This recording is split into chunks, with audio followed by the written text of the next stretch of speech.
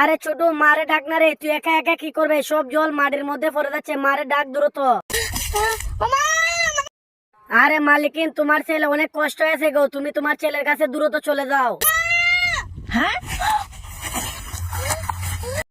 হ্যাঁ ছোট, এখন তোমার মার কাছে সবকিছু খুলে বলো, তুমি তোমার মা এখন তোমার কাছে চলে আইছে।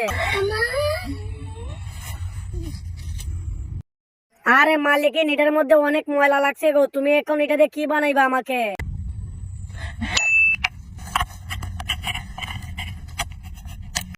আরে মালিকিন, তুমি আমাকে কেন কানা করে নিলা গো? আমার তো এখন অনেক লাগতেছে এখানে।